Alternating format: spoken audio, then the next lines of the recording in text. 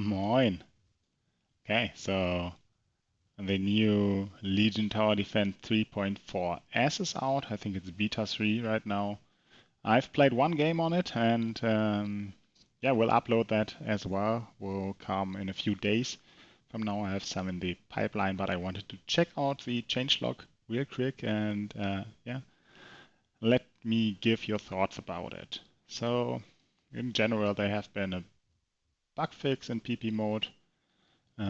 Disabled rating system on Town Hall Select. So before you were able to select a Town Hall and put a rating for a player in and out. They disabled that since there was no real use to it.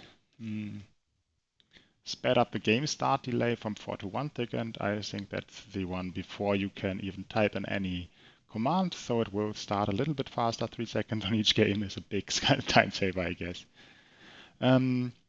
Commands does not change. Well, there's some difference in the apps.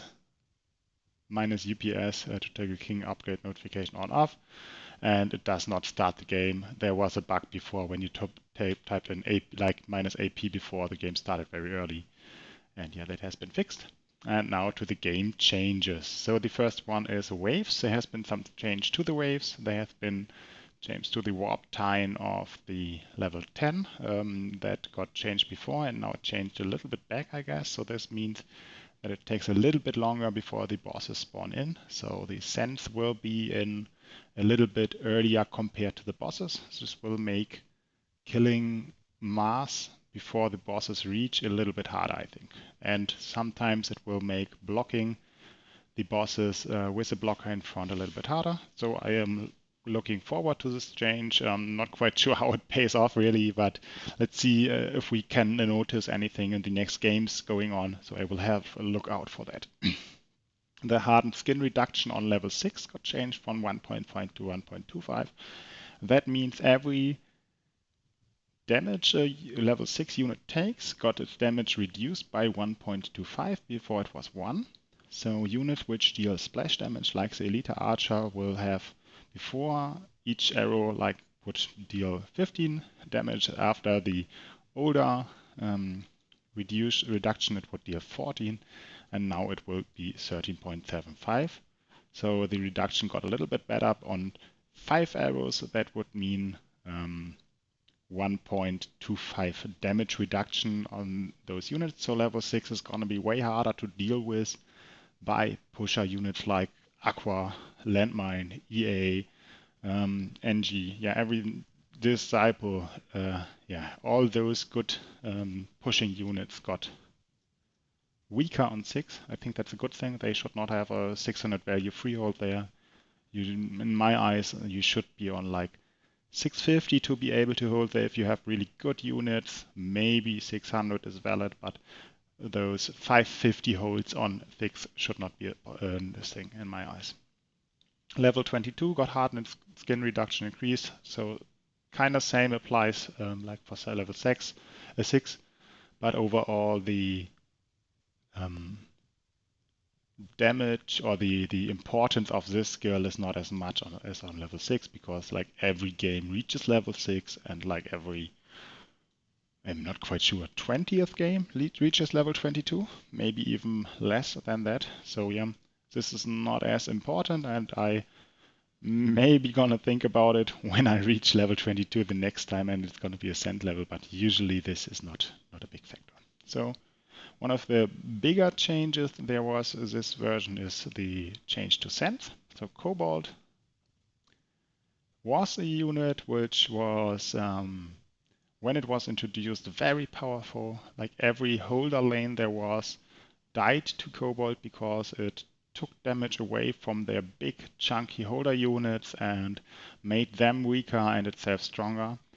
A zombie lane which had 3 zombies would easily hold for a permit on 7. If you send a Cobalt with it, they kill half the wave. That's how it went in the past. And then there were some nerfs. People started to mix units a bit more, to not have 3 big chunky units in the front, but maybe one with some smaller ones. And yeah, after that, the Cobalt fell hardly out of favor. I think there were some nerfs to the Cobalt itself. So overall, it needed a rework since it had very niche use cases. It was useful on 7 if the opponent had Butcher, and if he was going Butcher as damage dealer as well. Then it was worse to send a Cobalt, but that's so circumstantial that you send it like every 100 games even, maybe even less than that. And though they changed it, so the whole damage stealing ability, which was there to punish big units, got removed. Instead, it got an ability which makes it more bulky against piercing attacks. So not ranged attacks, but piercing damage type. So the big holder units on, or the big damage dealers on 7 were Spear Militia, Rider, Saber, Harlot maybe, if you just look at 7. So there are some units which heavily rely on piercing damage on 7, and if they have to deal with a big unit, 310 HP, 50% damage, so like 620 unit in their eyes, HP unit, they will need to hit it a lot. So this might be a good change. The scaling size increased. I think that the size of the model itself and the hitbox got a little bit increased, since before the damage stealing ability was giving the unit a bigger appearance on screen when it had dealt a lot of damage and stole a lot of damage. So they changed it to be a bit more bigger without taking or stealing something. Attack type changed to chaos, range reduced, defense type changed, and lumber cost get decreased. So 140, this is a full bulk sand now, as big as a full bulk or a dark troll. As a breaker unit, I think that's a welcome change. Does not look like me it's gonna be the damage dealer on the king, but breaking lanes with such an efficient unit, 140 wood for potentially 610 HP, that's great. I'm gonna look out for this one on 7 and see how it goes. Not quite sure when it's available. If it's available on 5 already, could be very strong there, or even on 4 if it's available then against like EA, Saber or stuff like that, could be very great. Another change was made to the Wyvern. They tinkered around with it for a long time, for like the last year. It was the go-to send on 7 because it was insanely powerful against holder lanes, and it dealt a lot of damage to the king. And then they changed it so it was still insanely strong against the holder lanes, but it did nothing to the king, or like close to nothing, so they had to change it now. Base damage is increased a little bit more, so yeah, more damage on king, and the obsidian bolt got a buff on the waves against the king. So it got obsidian bolt against the king for those waves. So I think that's a welcome change. Let's see how it works out, if the send on 7 will be Cobalt or Wyvern, or maybe it's depending on what the opponent units have. So it's always welcome in my eyes to have options which feel close to each other, but have opportunity to be better than each other depending on the circumstances. And the last change to the units was Chariot. So Chariot got no love at all. You send it when you have 200 wood left over at 12 or 8 if you feel like it, but it was not really a set, so it got a little bit faster attack speed, so more damage by it.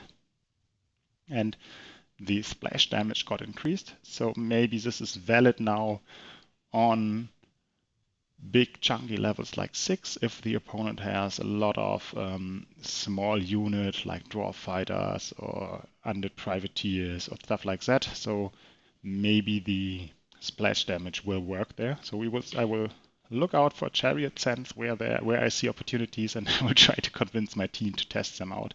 But we will see how it goes. And then we have some changes to the units. First one is buff to the cavalry. It got changed from every 5th attack to trigger, and now it triggered every 7th, and now it's every 6th attack. So the middle ground was found. Neither did I think that 5 attacks was too strong, nor did I think 7 attack was too weak. So 6 attack might hit the sweet spot and now be fine as well in my eyes, should be. Cavalry is a good, strong unit. Not really easy to pull off early, but nice in the mid game, nice from 7 on if you manage to get there without much problems. Next unit, Azure Dragon, projectile speed increased, so no more missing very, very expensive or strong attacks, or less of that, so the projectile will fly very much faster. The PV attack HP increased, it's 25 gold units, which was very useless. So the tier 1 got increased HP now. Maybe it can be strong if you add it at a tier 1 to like your EA build. Now it got 15 HP more. Maybe that's a good thing, or maybe you can pull off some. What is upgraded PV called again? I don't know. You know what I mean. Now you can build some pure PV builds, maybe if this changes much, but I don't really think so. Living Privateer, so the good side of the Landlubber upgrade, Undead Privateer, the other side got a buff here, so a lot more attack. This might change in increment on some rounds. Maybe 2 shots 5 now, which it maybe did not before. Maybe it 3 shots 7, I'm not quite sure. Maybe this hits some increments, maybe a 2 shots 3 or Furbolg or something like that on some levels, but I don't know. No clue. If it does not hit a crucial increment at any point, it's near useless, this buff. If it does hit an increment, it's quite strong, I guess. So this one was the first change which I encountered myself. Last game which I played, so medium landmine got 55 gold and ultra landmine cost 95 gold to upgrade now. So they got nerfed, which I think is a good thing. Many people in the community disliked the landmine for being that much of an easy gameplay to push, and now this extra 5 and 5 gold changes it so that you can't as easily start 4-0 and get a full clear against Warrior. It lets you push a little bit less early. It makes you build a little bit more. So yeah, welcome change in my eyes. Kind of like the change way back when Archer and EA got 5 gold extra though.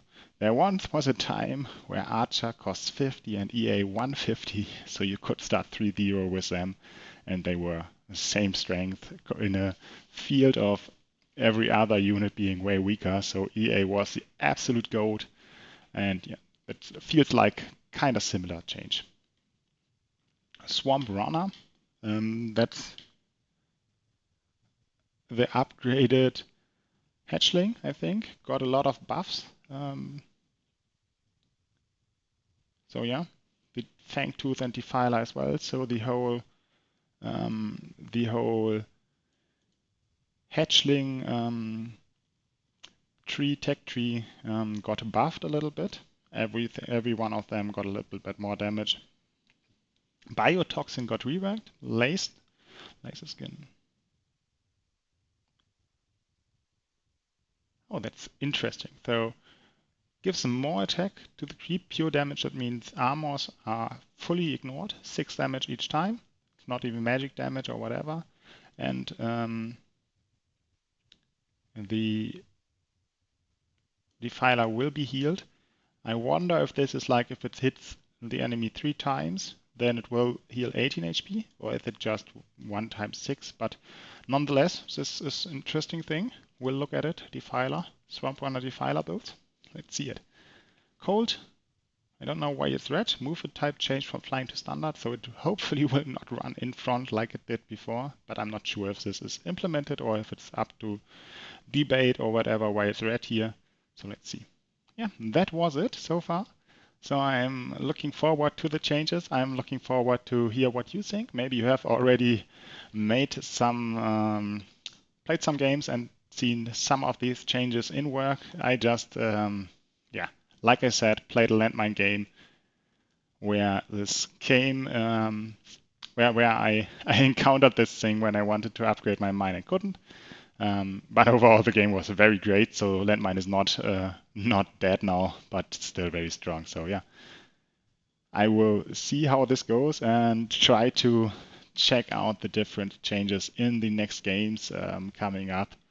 The landmine game, which I mentioned, will be in a few days. But yeah, thanks for watching.